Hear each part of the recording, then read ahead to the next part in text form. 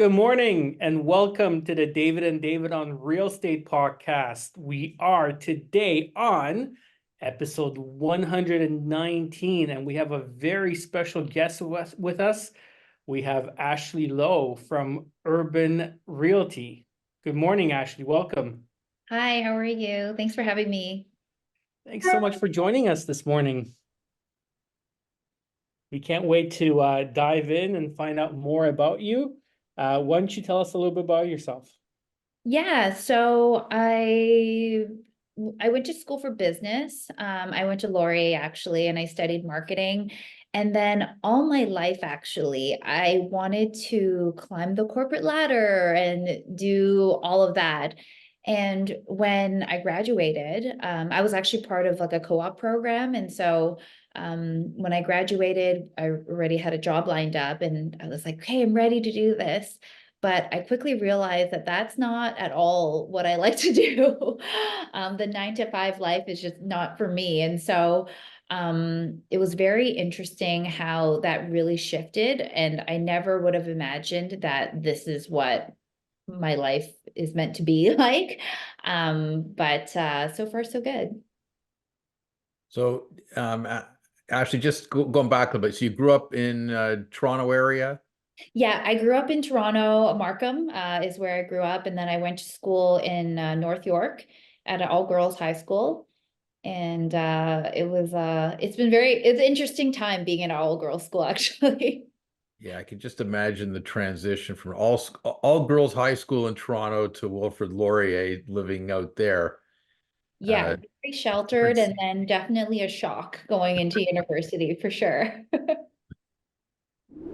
And Ashley, you shared with us that you were actually fired from your first job. And, you and I have that in common because the exact same thing happened to me. Not the 9 to 5 life wasn't for me. I think as a true entrepreneur, you just always look at those roots and, you're built differently.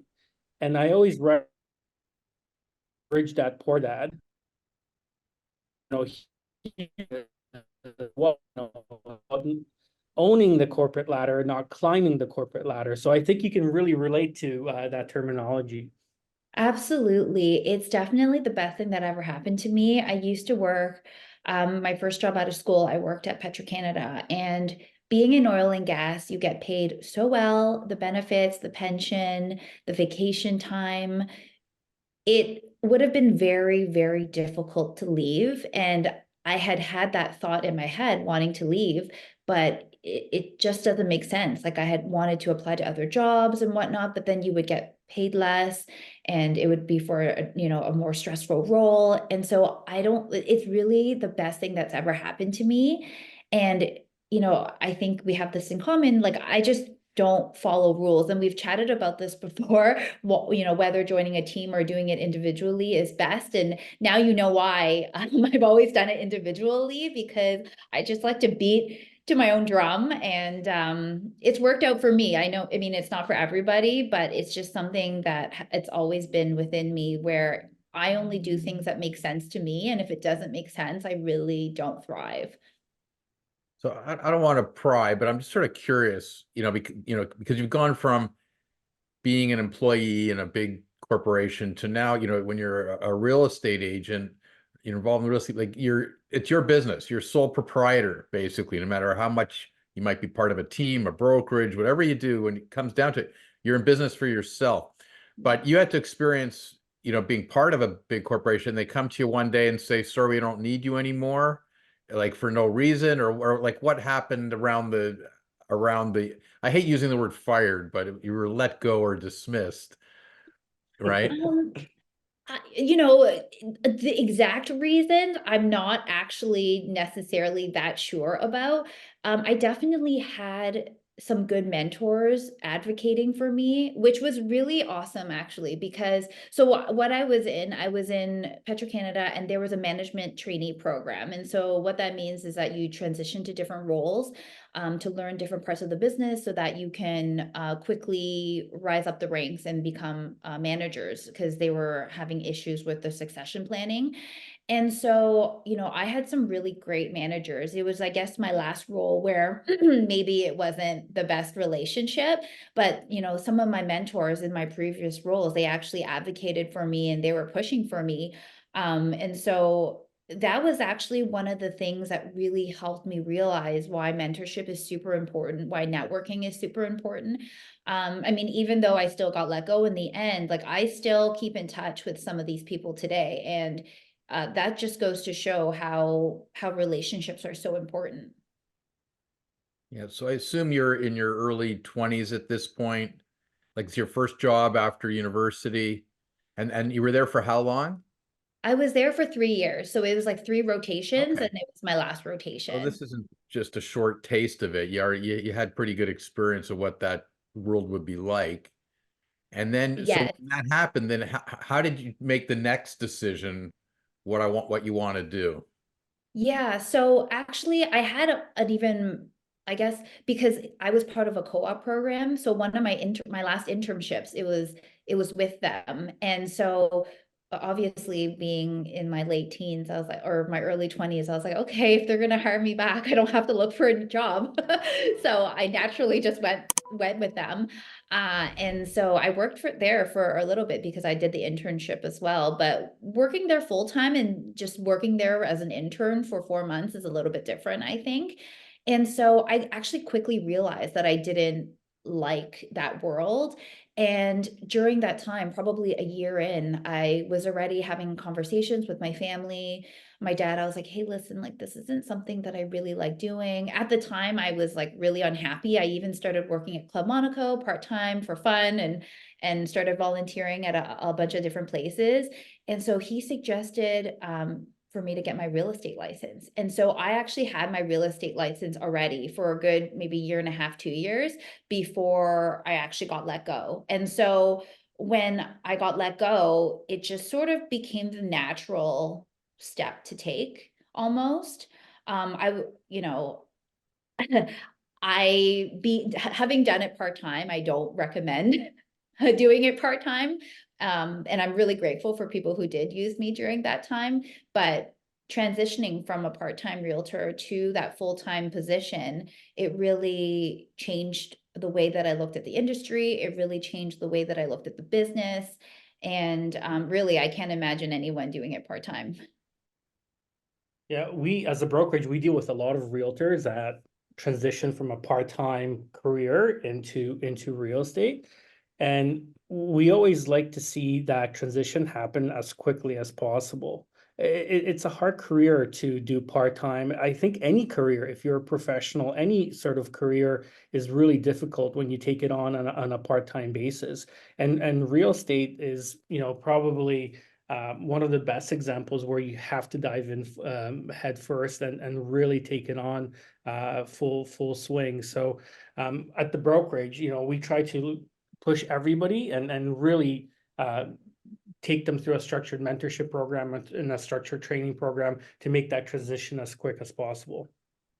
Absolutely. It was completely different when I started doing it full time. But luckily, when I already got my license part time, I was able, like, people already sort of knew that that was something that I was pursuing. And so when I was full time, um, people already had me in their mind a little bit. And luckily I was in my probably early 20s, early 20s at that time. So people were starting to look for their first homes as well. And so that was the demographic that I really started with, my peers, essentially, first time home buyers, new renters, and extremely grateful for those early clients for sure. Well, I think everybody starts out, you go through your friends and family first before you have a chance to, do some real mining and start building up some clients and getting referrals and everything. You got to start somewhere. But we've talked about this in our podcast forever. Like I just don't like the part-timers in the industry. I think it's such a drag on the profession because I like real estate agents, realtors to think of themselves as professionals. Like that's your chosen field. And the more professional you are, the better you serve your clients, the more referrals you get. It just snowballs from there. I can't imagine in my business if someone just wanting to use a part-time lawyer to close a transaction for them or help them get out of jail if they need a criminal lawyer, would you go to if you've been arrested and you need a criminal lawyer, you want to go find a guy, oh yeah, part-time, yeah, I got someone out of jail 12 years ago, you want me to help you? Or yeah, I closed a transaction a few months ago. I was hoping that someone would stumble across and ask me to close for them on another transaction. Oh, the system changed a little bit since then. Like, it just doesn't work. You want professionalism. The market just changes so quickly, even week by week, right? So how can a part-time realtor really keep track? Unless that's really what they also do, like maybe they're in commercial real estate or whatever, where they're really close to that industry regardless. But even then, I think it would be difficult to truly service your clients properly, not being a full-time agent. Yeah. So when you decided, when you first got your license and you started doing it, where were you at the time? Which brokerage?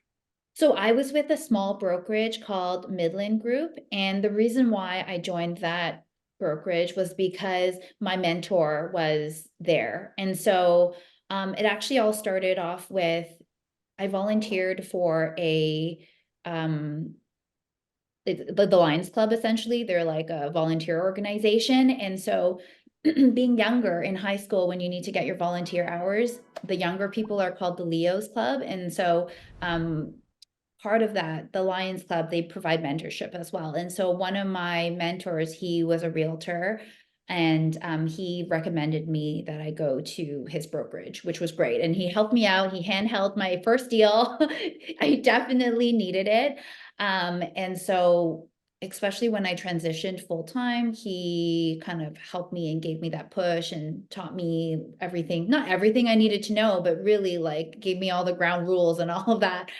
And unfortunately, he actually passed away. And so after that, that's when I switched brokerages because I was there because of him. But I really am grateful for all of the time and energy that he spent with me.